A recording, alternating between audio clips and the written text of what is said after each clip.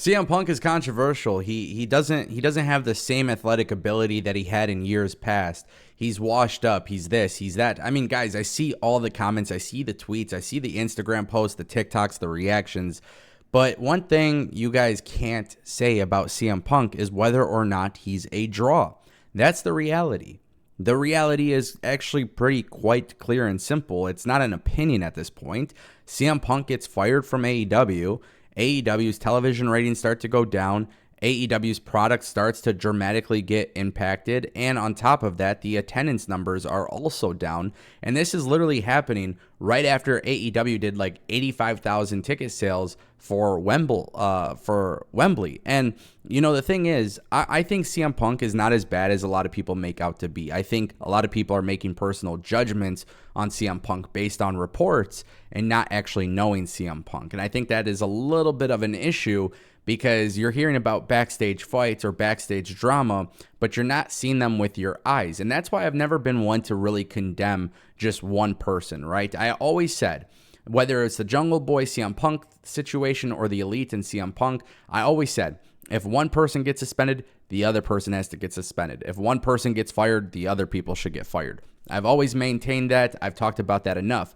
But then the news of CM Punk getting fired from AEW, then there's rumors and teases that CM Punk could be headed to WWE. Obviously, WWE has Survivor Series in Chicago. WWE has the Royal Rumble. There's a road to WrestleMania that it could include tons and tons of surprises.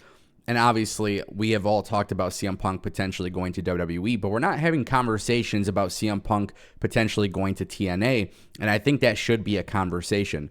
Now, I know somebody might watch this video. Maybe, honestly, they might not even watch the video. They might see the title and then just immediately start commenting about how TNA is broke and they don't have money, they don't have this, they don't have that.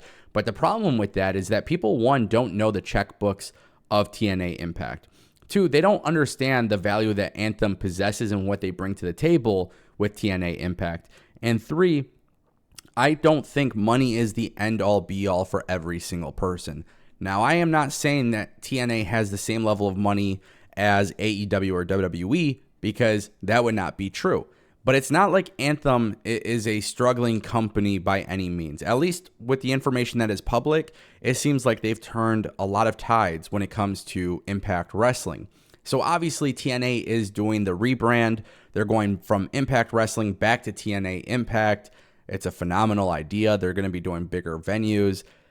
And then obviously we start talking about Will Ospreay because Will Ospreay has been very open and candid about the idea of potentially working with TNA again. He's had a fantastic experience with TNA. Then the other day, Dave Meltzer comes out and says it's pretty much expected that Will Ospreay will go to AEW, which is fair. And I've maintained the thing of like, hey, Will Ospreay can go to AEW. He fits there. He belongs there. That's completely fine. Now, the situation with CM Punk is a little bit different because I like CM Punk. And I don't like CM Punk in certain circumstances, right? That's kind of how it works. Like there's things I like about all of these wrestlers and there's things I don't like about their characters and what they do. But that's just because I analyze wrestling. So it's never a personal thing. It's just based on booking and whatnot.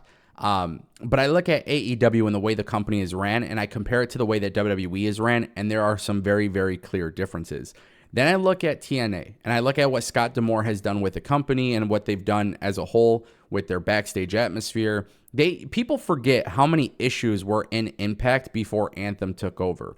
And then once Anthem brought in the right people to really get the show going, you've seen a lot of progression. Forget about creative stuff, but from a business perspective, TNA was a dead brand. The brand was dead. A lot of insignificant things were happening on TV, a lot of bad decisions overall with booking, a lot of bad business decisions. Then the whole Global Force Wrestling thing happened. And, you know, there's Billy Corrigan and Global Force Wrestling and Dixie Carter, John Garbuick. Like, that was a very tough time for that company. Then when you look at the Anthem era throughout time, you see that things are getting a lot better. I mean, people literally forget there was days where there were talks of like Impact wrestlers like not getting paid on time, not having catering, like having a hard time making money and stuff. And then you go throughout all these years and you realize, holy shit, this company is really hard to kill. And I think that a lot of that is based on really good business decisions, right? They're not signing top free agents, but they're bringing in key players that I think make their product good from a creative aspect. But that does, to a certain extent, somewhat impact them when you're looking at overall growth, which is why I think there's a lot of optimism by most fans who aren't trolls. I think more people are optimistic about the TNA branding coming back because they're looking at this as a new era. It's a significant change. It's going to get people like, okay, we should give this a chance. And I think most people who give it a chance will be like, you know what? This company is actually pretty good, especially when you factor in the better production and the bigger venues, right? Like that's obviously a no-brainer. People will take them a little bit more seriously, which is good. In order to get to that point, though, you have to go through years of ups and downs and trying to make things right, which they have done.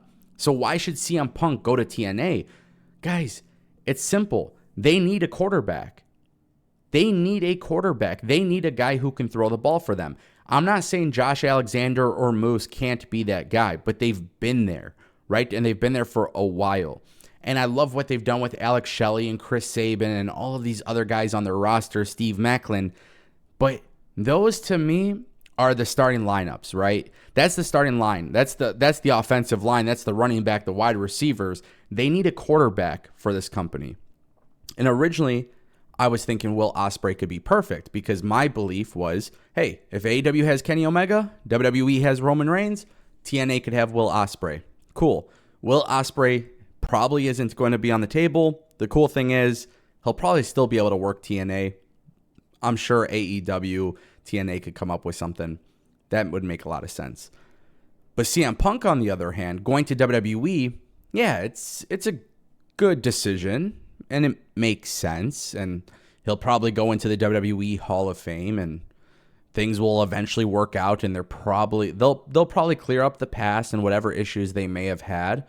You never say never in pro wrestling, but a lot of people in WWE have done a lot worse instead of a lot worse than about WWE than CM Punk, and they've come back. So CM Punk could go to WWE, but if CM Punk signs with TNA, it makes him a credible force. It makes him a credible competitor. And if you don't think CM Punk moves numbers, if you don't think CM Punk increases business overall, then you need to take a look at what AEW was before CM Punk and now after CM Punk. And you can see that there is a clear difference when CM Punk is on the programming. Obviously, it's not going to leak whether CM Punk shows up in WWE. And we have quite a bit of time. We have until January, I think 13th is Hard to Kill. I think if you're TNA, you announce CM Punk is coming to Hard to Kill ahead of time. Because obviously you'll get more ticket sales, more pay-per-view buys and whatnot. But my point that I'm trying to make is if CM Punk doesn't show up at Survivor Series, if he doesn't show up anytime from November to January, if I'm TNA, I would seriously make a grab. There's been talks of them potentially making contract offers and stuff. But if CM Punk goes to TNA, it automatically helps them out a lot more than anything else. And for me, the reason why my opinion is this way, maybe you're new here, maybe you're not familiar, I want a healthy wrestling industry. I want a very healthy wrestling industry. WWE doesn't need CM Punk. TNA could really use CM Punk. WWE doesn't need Drew McIntyre. AEW wouldn't need Drew McIntyre. But if Drew McIntyre returned to TNA as Drew Galloway, it would be very beneficial and very helpful for TNA. So at the end of the day, I want a healthier wrestling industry. CM Punk must sign with TNA for that to happen. It's not like this guy has many years left, but CM Punk just kind of gives them a huge lift that helps, and I think that would be very significant.